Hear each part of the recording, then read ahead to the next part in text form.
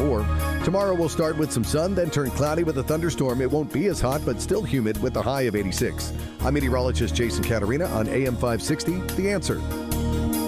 Get the latest weather, traffic, and news updates online at 560theanswer.com. Now, from the Signature Bank Studios. This is Chicago's Morning Answer with Dan Proft and Amy Jacobson on AM 560. The Answer.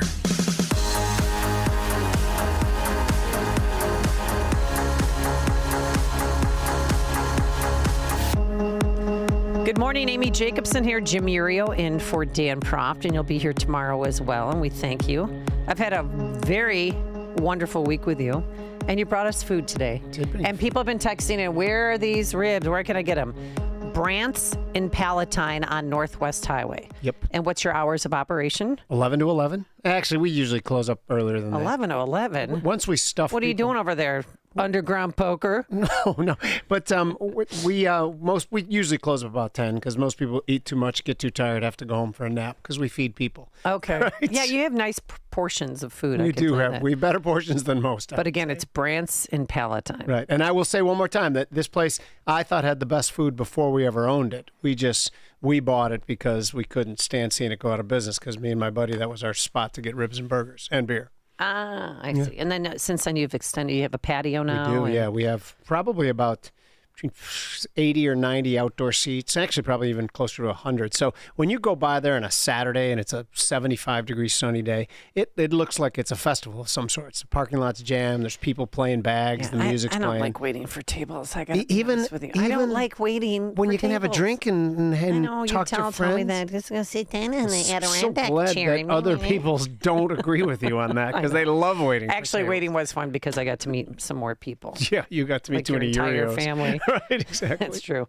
All right, I'm so glad to have our next guest return to the program because there was some bizarre news about the Minnesota politician assassinations that apparently the gunman, I hate saying his name, but we'll just say Vance, he apparently sent a letter to the FBI, to Kash Patel, saying that Tim Walz, the governor, had told him or asked him to assassinate U.S. Senator Amy Klobuchar in order for Tim Walz to run for her Senate seat. Is it bizarre? Is it true? Is it fake? Let's get the latest with Dustin Grage. He writes, a contributor for Townhall.com, and you could also find him on Twitter or on X at Grage, Grage, Grage Dustin. Good morning, Dustin. How are you? Morning, Amy. Doing great. Thanks for having me. So is this fake news? I mean, is this true that he actually wrote a letter to the FBI saying these things? So he absolutely wrote a letter. Now, whether that letter is true is a completely different scenario altogether. However, I mean, there's obviously going to be an investigation. Like, you have to, look through all your sources. However, this is probably a nothing burger, in my opinion. This is, in my opinion, a very deranged, mentally ill man who is making up a story to kind of go along with whatever is in his head. I wouldn't be surprised if we see some very severe schizophrenia type of diagnosis from this dude. That's just my opinion. So I don't think it's real. And, covering the smell test on something like this, why would Tim Walz call for the assassination of Amy Klobuchar to get her Senate seat? Doesn't make much sense to me. No, I mean, he's not that stupid. And Minnesota has gone, 15, 16 years statewide. It's been even longer for our senators. Governor is going to be a harder seat to win than a U.S. Senate seat in Minnesota, in my opinion. So why wouldn't he just run for Tina Smith, the outgoing senator seat, this cycle in 2026? That's what he would do. So it doesn't really even pass the smell test, in my opinion. Should they still look into it? Obviously, it's a murder investigation. They need to look through every single lead down to the point of, could there potentially be two people involved? Like, they're still looking at those small details. Granted, they think they pretty much got this nailed down, but it probably doesn't really pass the smell test. It's probably fake news, but the investigation should still go forward. Well, no so doubt. Everybody on the left hopes that this guy is some right-wing, Trump-loving nut job, And a lot of Republicans, whether they want to admit it or not, are hoping that he's a left-wing nut job Democrat. Is it true? Did his wife, Jenny, work for Governor Walz? So, yes, she was an intern way back when he was a congressman for the 1st District, which, I mean, he's had plenty of those over the years, and I've known quite a few of them. Many of them are left-wing rags now, and they'll run operations like the Minnesota Star Tribune and so on and so forth in whatever positions where they use to, gauge leftist interest. I also know plenty of right-wing college students that were interns that are now left-wingers, so that can flip sometimes. But, yeah, she was a intern for his office in the early 2000 range area. I think it was 08 or 06 or around that time. It was early on in his congressional career. So that is true. However, I'm not looking too much into that. Honestly, the closest thing I would put to this guy being, left-wing would be his, positions on actual boards that he was pointed to through Mark Dayton, the governor before Tim Walz, and Tim Walz in 2019, at the beginning of his tenure. And what were those boards? So those were workforce boards. They're volunteer and they're nonpartisan. So you do get Republicans on those boards. You do get independents. You get Democrats, regardless of who's appointing them. That does happen. In my opinion, he probably got put on because Mark Dayton was a little bit more lenient with that, where he would add some Republicans on there for good faith. And, it's quite possible he just ended up getting thrown on there again in Tim Walz's first term. I do think this guy was a Republican. It's just my opinion. But at the end of the day, monsters are monsters. I don't really care which party they're affiliated with. We got to reject this guy in whatever form we can. So there's a lot of those stories going out there. But at the end of the day, this dude was a monster, and we just got to reject him outright. And, I think we're doing a fairly good job at it, to the point Republicans are so bizarrely thrown off by this. They're like, well, this guy can't be a Republican. We don't do this. So that tells me some good news, at least. We're so disgusted by it, we're rejecting him from the party immediately before anything really even happens, versus look at like a Mangione who murders someone, and they literally throw this guy as a patron saint of the left, and they make thing candles for him and praise him. Oh, so women are sending nudies to his jailhouse, so much so that he told them to please stop sending photos. I'm not kidding you. Yeah. It's sick, but he's good looking and he's young. And different Republicans and Democrats would react to something like this. Oh my exactly. God. All right, well, let's talk about his wife, Jenny, even though I think they were estranged because he was living with some guy named Carlson. But Jenny was detained about 90 minutes from Minnesota with her kids in the car. They found ammo. They found $10,000 in cash and passports. Where were they going?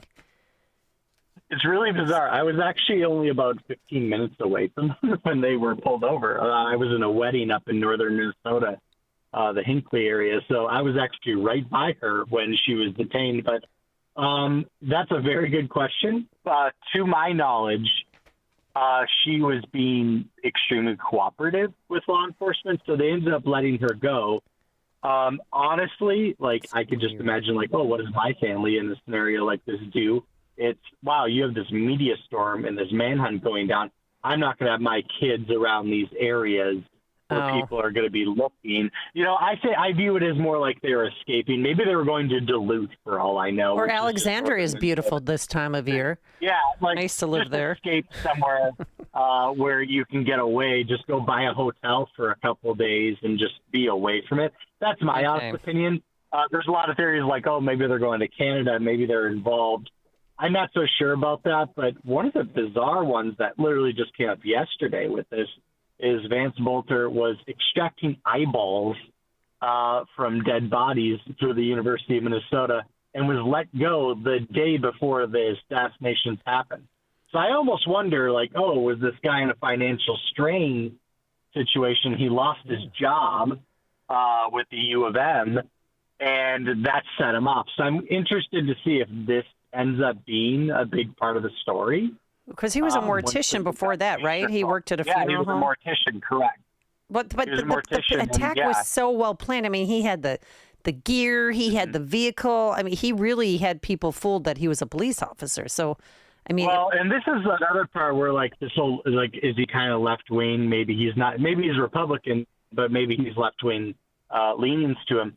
You look at his businesses. Like this guy ran a security company that predominantly worked in Congo in Africa. mm-hmm.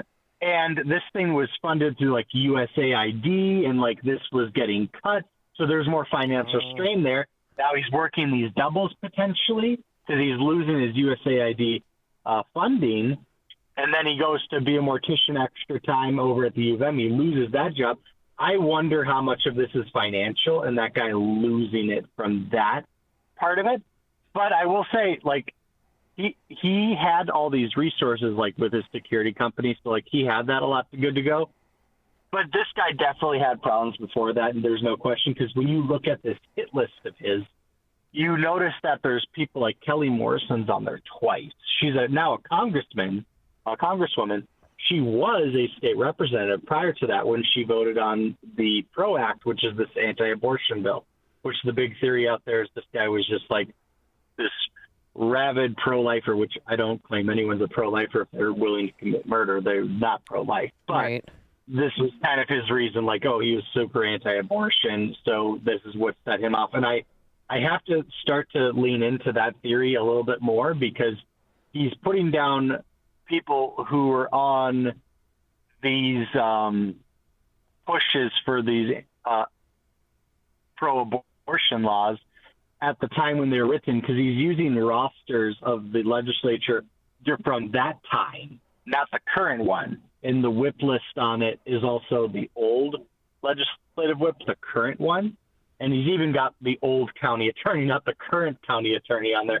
So I almost wonder if he just literally went ChatGPT and was give me all the politicians from this time period who voted on this or might have been supporting this type of stuff.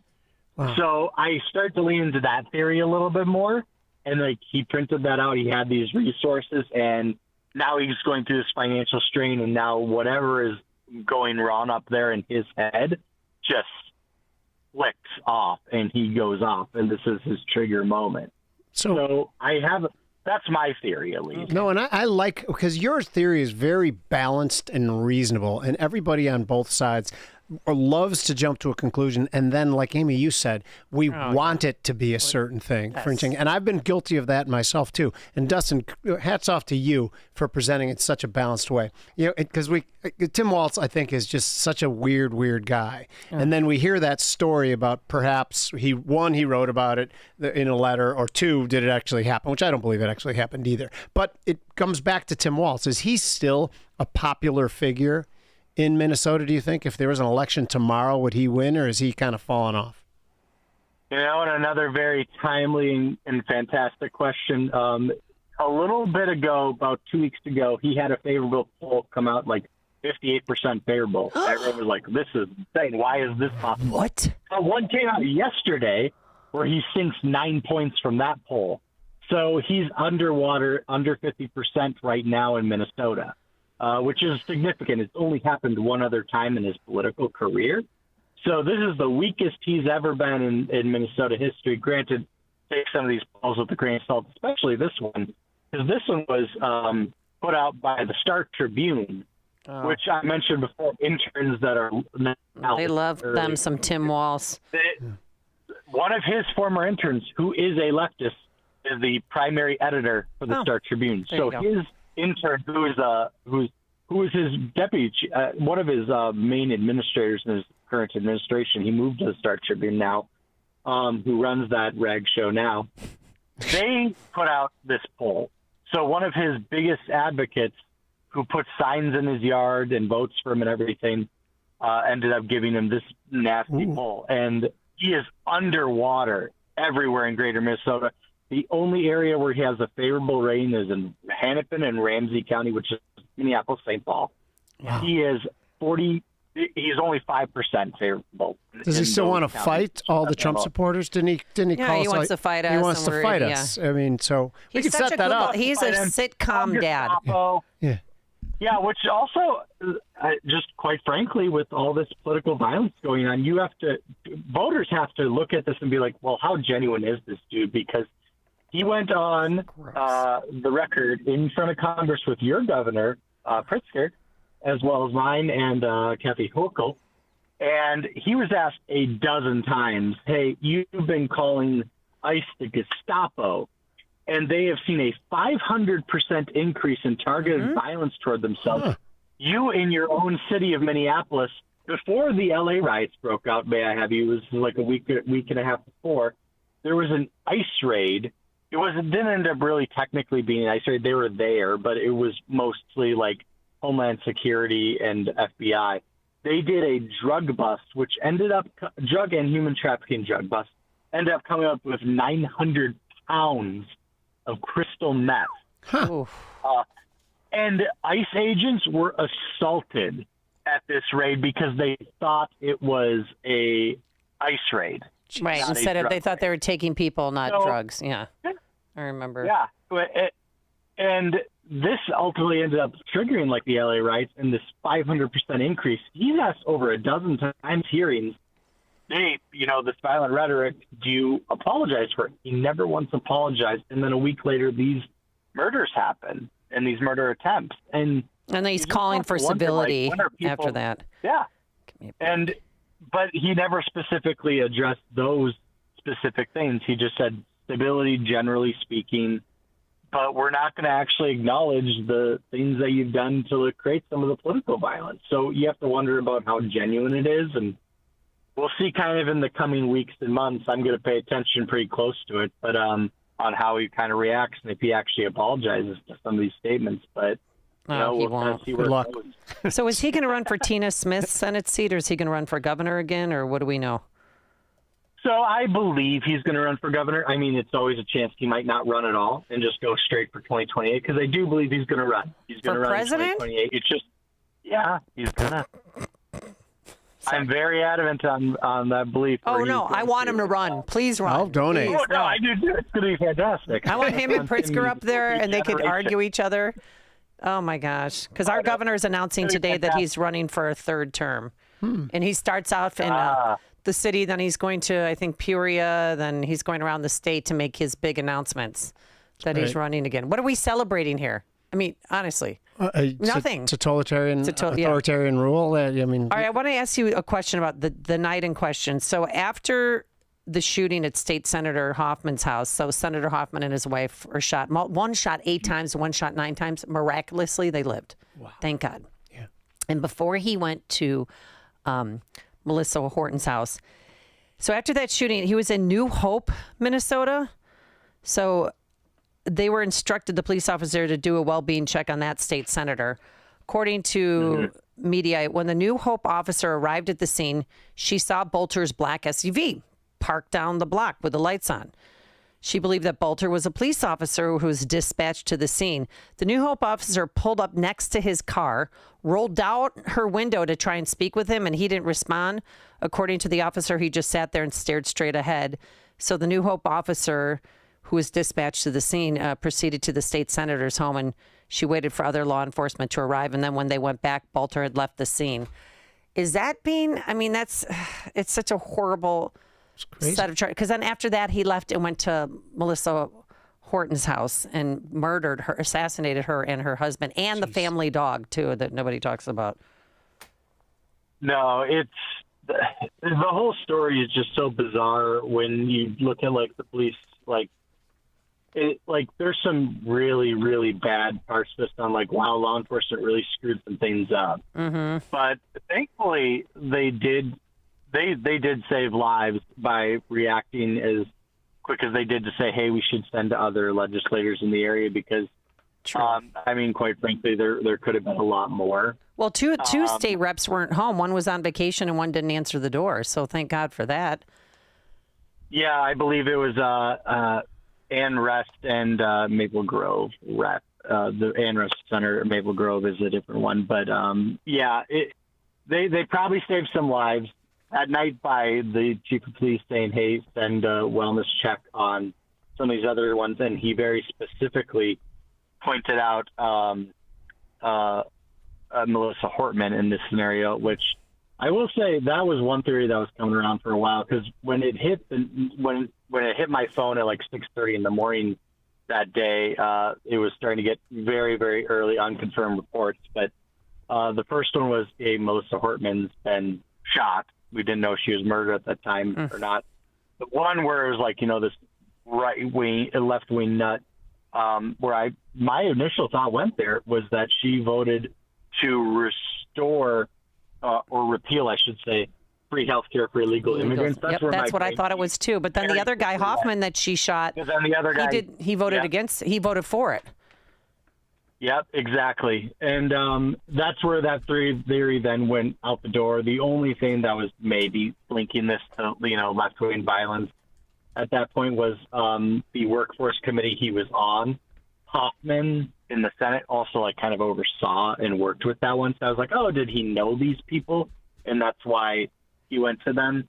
But, we're ultimately not going to know until the end of this investigation for sure. But I tend to lean on the abortion argument, but at the end of the day, he's crazy. A lot of things could change, especially. And hopefully you could get. Have you? Thing. I'm sorry for interrupting. Hopefully you can get a jailhouse interview. Well, you and Liz Collin from Alpha News, they should try working on that because I would love to hear what that guy has to say. It's crazy. All right, Dustin, we're going to have to leave it there for today. Dustin Grage, you can follow him at Grage, Grage, Dustin, Dustin, at X, and he's a columnist also for Townhall.com. Dustin, always a pleasure. Thank you so much. Thank you very much, guys. Have a good one. You too, and Thanks. He joined us on our turnkey.pro answer line. Listen to podcasts of Dan and Amy from the AM 560 mobile app. Download it today at 560theanswer.com/mobile. For months, you've been hearing ads about Virago immune support. I have to tell you, this stuff is for real. I had an occasion to not be feeling well on a remote broadcast. I took it, and it is the real deal.